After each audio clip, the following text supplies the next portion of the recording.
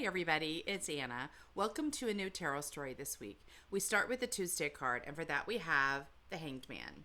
So the Hanged Man is a major arcana card, so it carries with it a life lesson. And the life lesson of Hanged Man is sometimes you gotta just wait. It's about suspended animation, which can be very frustrating. It's really a very strong integration step in the major arcana, which is always confusing and difficult for the mind because the mind likes action. Action happens above the surface where the mind can participate and recognize it, and integration happens below the surface of our lives. And so when we're in times of integration, the mind can get very restless and fearful that somehow we're stuck. And that definitely can happen with the Hanged Man, which is why it's good to understand what's happening.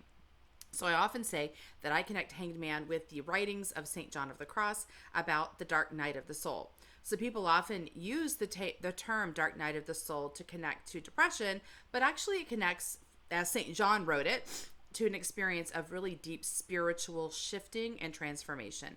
And what he observed is people were, going to people were pilgrims and were coming to pray and have retreat, and they'd be having lots of fruitfulness and feeling very in flow, and suddenly everything would deaden out and they would get numbed out, and like their prayers weren't really working anymore. Their singing wasn't really being effective. It was this feeling that everything died. And he described that as the dark night of the soul, when it's almost as though you go under spiritual anesthesia. You're not inspired, you don't feel really excited, you feel kind of numbed out. And that's because the shift has gone from your outward expression of praise or worship or spirituality into this inner life. It's like you're having surgery done on you. So he basically wrote this book to help people, pilgrims and seekers, to understand that this was a necessary part of transformation, and they hadn't done anything wrong. There wasn't anything to do but to wait it out. So what I like about this image is the guy is hanging on a tree, but it is the tree of life, which is the original tree from, if you think of the Genesis story from the Hebrew text, where it's central to the garden, right? It's this point of new life and new possibilities and expansion. He's hanging there, right? Which means he's waiting for life to come to him again. And also he's upside down, which means it always means to me that his vision is being shifted. He's going to be able to perceive something. When his time of hanged man is over, he will go upright, right? And he'll jump off the tree of life, and he'll see a path that he didn't see before because this inner work has been completed.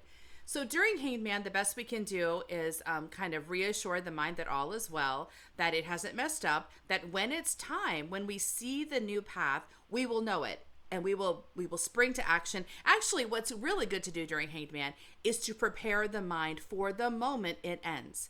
So while it's happening, we don't want the mind to interfere or try to push past it or, stay busy. We want the mind to hang out, but we want the mind to steel itself for what happens when Hanged Man is over and the new path opens up, because that's when action will be required.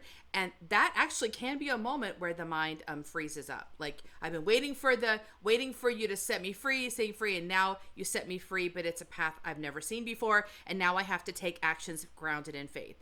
So rather than the mind being very nervous and anxious and trying to fight against this Hanged Man, recognizing that it's preparing you for a new action step in a new landscape. So just reassuring the mind that, when it's time to go, we're going to give the mind the answer. We're going to ask the mind to be ready to take action when it happens. So that is our thoughts for today. See you tomorrow for our next card. Bye.